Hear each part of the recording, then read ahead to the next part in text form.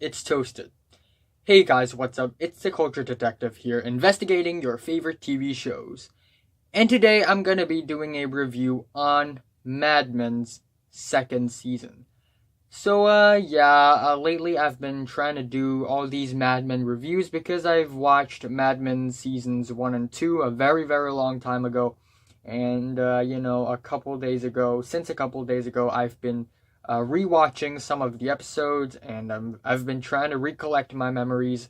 In fact, I found a review that I wrote after I finished watching season 2, but this review is even shorter. It's even shorter than the review I wrote for House of Cards season 1, so this review is probably 6-7 minutes long, and you know me, I'm not gonna let that slide, so I'm gonna try my best to use this review and use another, handwritten script that I've just made. But anyway, Mad Men Season 2 is not all that different from Mad Men Season 1. Still, I think the episode titles, the opening sequences, they are absolutely fantastic. The performances are absolutely amazing and breathtaking as well. John Hamm as Don Draper is, as always, very charismatic. And, Elizabeth Moss as Peggy Olson, awesome as well. And, of course, we have the dialogues, the quotes. There are still a lot of quotables in Season 2. The production design, the musical choices, the editing, they're all really natural and realistic. And when you're watching Mad Men Season 2 and all of the other Mad Men seasons, you can feel yourself being pulled into this a world of, 60s New York, and it's you kind of lose yourself in it, and that's why I think Mad Men is a very effectively written show. I think Matthew Weiner is a genius indeed. But other than that, similar to season 1, my biggest issue would be the pacing. I think it's a little slow. It's not all that eventful, even though I still enjoy it quite a bit. I still think it needs a little more spice. So, let's just jump right back into it. Don Draper is an interesting businessman, a creative director in an ad company called Sterling Cooper. Peggy Olson was his secretary, but slowly climbed the ladder of power and became another one of the creative staffs. And we also have Joan Holloway, who's a powerful woman, who's also kind of naughty and sly. Roger Sterling is, I think, half the CEO over there, and he's also a pretty naughty person, but he's also really down to earth and a great friend. And the show started off with the season premiere for those who think young, which is actually really slow and not all that eventful. The episode essentially picks up what happened on the season finale, except it sort of took place 15 months after. So I think it's pretty amazing to see that after 15 months there are several small changes with clothings and makeup and production. We have the second episode titled Flight 1, and similar to the first episode, it's not all that eventful. However, the episode started off with a very tragic news talking about a plane crash. And since the company Sterling Cooper got themselves a client that is Mohawk Airlines, now Don Draper have decided to decline the client. And but other than that, we also have a couple of new characters in the show as well, such as Duck Phillips. And he is the person who apparently wanted American Airlines to be their client almost immediately after the plane crash, and he and Don started to have these creative differences that had created tension between them. And other than that, we also have quite a number of scenes on this season where Pete argues with his wife Trudy and argues with his wife's parents, and just Pete having troubles. And Pete is one of the biggest douchebags on Mad Men, and this is almost like an extension of his douchebagginess. And and then we have episode 3, The Benefactor, where things started to tense up. we are introduced Jimmy Barrett, who is, I guess you can say, one of the main antagonists of the season. And he's a comedian, but also a very harsh, asshole-ish person. But when he is being an asshole, he had his reasons to be.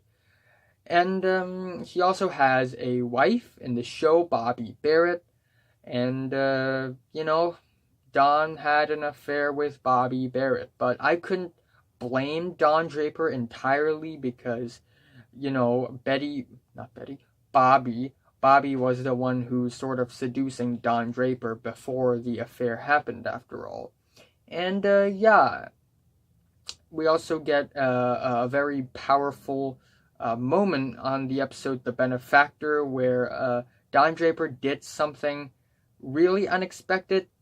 But I'm not gonna spoil it, but it just instantly makes his character even more sophisticated and unpredictable, and I like it a lot. And then we have episode 4, 3 Sundays, where we learn more about Peggy's issues, her troubles, what's on her mind and all. In fact, Peggy had been, attending a church every Sunday, and she met a Father Gill, who's played by Tom Hanks' son, and that was pretty interesting because last season Peggy was into some trouble. I'm not gonna get into details, and it almost opposes with her faith, and seeing the struggle inside Peggy Olson is I wouldn't say entertaining, but humane is what I would say. And we also have The New Girl, which is an episode where a new secretary for Don Draper is introduced. Her name is Jane Siegel, and she's this new girl whom every boy in the office were fascinated by, and Joan was actually not that pleased that Jane was being so in the spotlight and not Joan herself. And it's actually kind of interesting to see Joan with her own struggles too, because on season 1 we don't see much of Joan other than her being kind of slutty, being a little shady, but on season 2 we learn more about her personality as well. And also Don continues to have the affair. And then we have the episode Maiden Form, which is another episode that really shaped Don Draper and his character, and I really like it. And I also really like the tension that's being built up between Don and Duck. I think it shows the personality of both Don and Duck, where they come from, how they think, and we also see more of Pete having troubles with Trudy and, his father-in-law, and And then we have the Gold Violin, which is also another highlight of the season, in my opinion. It's a bit of a break in the Don Draper storyline, but it really showed how powerful and competitive and aggressive Joan really was, based on how she treated Jane. We have some serious beef between Joan and Jane. And I also really like that, in the 60s we have all sorts of abstract artwork everywhere, especially in the USA, and one of the artwork is actually being shown in the office of Bert Cooper. And it just ties into the whole cultural timeline thing, and it's really awesome. And we have the episode A Night to Remember, where Betty finds out about the affair, and of course, it's tragic. I feel bad for both Betty and Dawn, to be honest. I know Dawn shouldn't have done this thing, because having an affair, cheating on your wife, it's a terrible thing to do.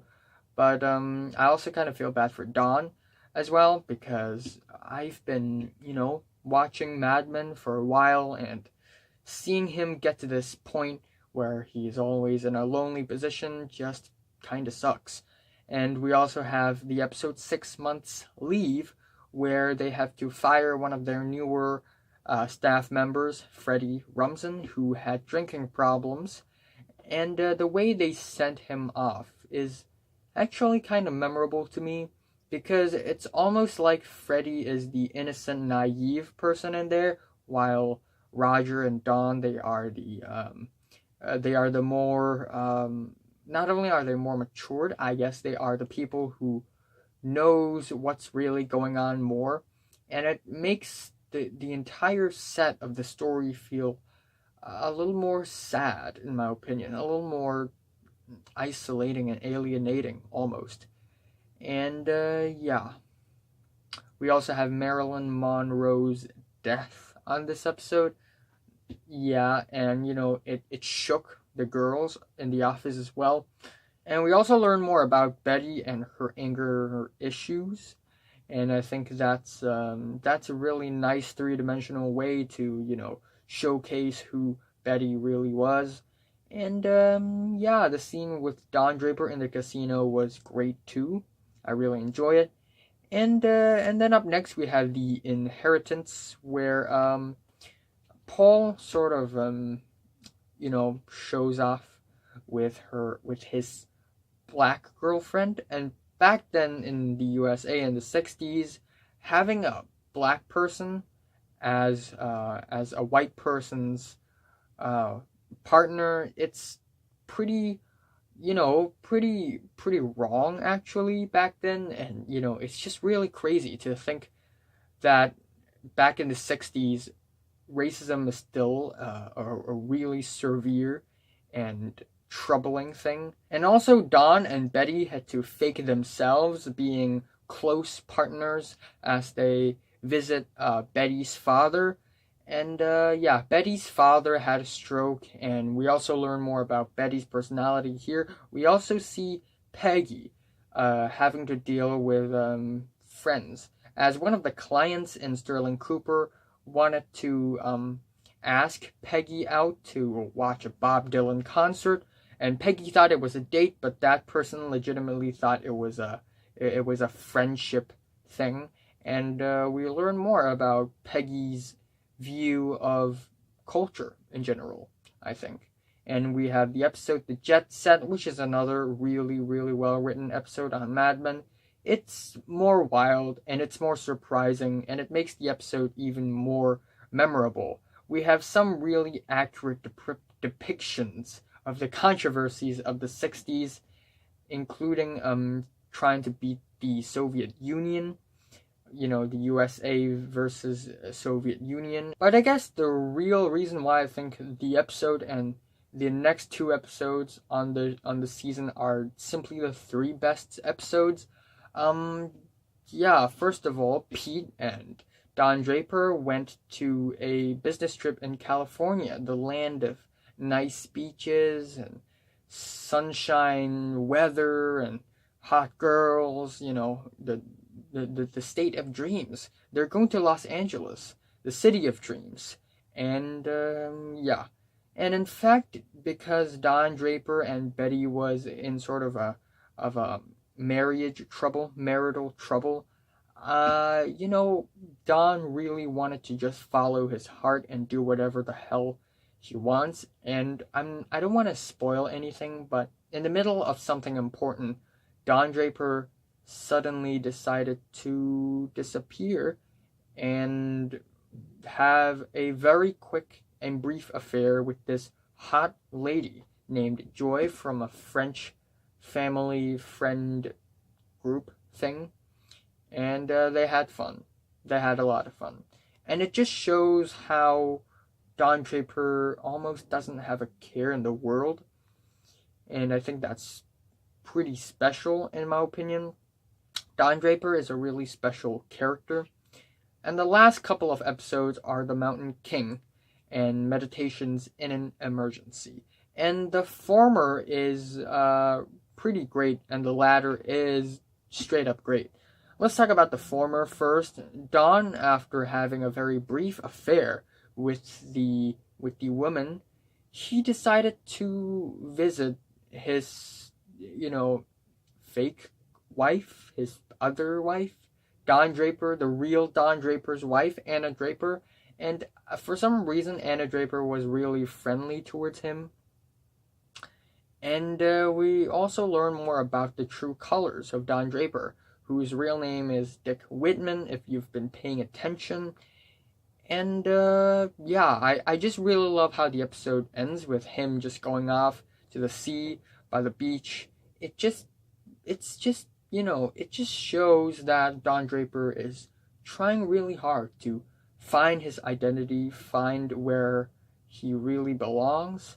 And we also see Pete being an asshole as well on the episode. And of course, we have the ending, Meditations in an Emergency, an awesome season finale in my opinion. It's not all that great or eventful or legendary or action-packed or anything, but I think the writing on this episode really put a nice conclusion to the season in my opinion. First of all, Duck wanted a way larger company to merge with Sterling Cooper, which has its pros and cons, and this piece of information had been passing around the office, and it's causing quite a fuzz. And also, in the backdrop of the episode, we have this Cuban Missile Controversy thing, where the USA, on that day, was literally threatened by possible nuclear missiles from Cuba, and people are frightened. And that's actually really interesting in my opinion. I really love the scene where Peggy told Pete what really happened to her at the end of season 1. Elizabeth Moss's performance really impressed me in my opinion. And I think the most powerful scene in the episode is perhaps the ending scene where Don Draper finally returns home and Betty told Don something alarming, and then they held hands seriously sitting around a table and the camera slowly moves away. That in fact reminds me of a couple other scenes in the season that's actually really memorable, such as what happened to Adam Whitman, Don's stepbrother, long lost stepbrother. I think the way he ended up is just really tragic. And there's also another scene that's actually really tragic as well. I'm not going to spoil much, but someone was raped in the office, and it actually kind of shocks me how the TV show jumped from being a peaceful, normal, fun little show to something more disturbing, yet the transition between the two scenes are not jarring or out of place at all. It flows so smoothly. It's just so damn realistic. It's kind of crazy. Yeah, I think overall, Season 2 is a really, really good season. I think it's similar to Season 1 in that nothing important really happened all that much. Most scenes are basically a bunch of men and women talking, drinking, and smoking. But I think, in my opinion, this season is a little bit more superior than Season 1 because it's more eventful, more consistent, and we learn more about each and every character. And we see Don and Betty struggling with family. We see Duck Phillips trying to take control of the company. We see Peggy's own life and her friends. We see Pete still being an asshole, and the performances are amazing. John Hamm, John Slattery, Elizabeth Moss. Christina Hendricks, not bad as well, as Joan. And Vincent Kartheiser. And my least favorite episode is the season opener, for those who think young, and my favorite is the finale, of course, Meditations in an Emergency. I am saying Mad Men Season 2 is a season worth watching, and I'm giving it an 8 out of 10. Yes, an 8. I'm not gonna give it a 9. I wish the producers and the writers of the show would spice it up a little bit more, but still, I like it. I like it a bit. So have you watched Mad Men Season 2? From 1 to 10, how much did you rate it? Like if you like it, and subscribe if you want more, and thanks for watching.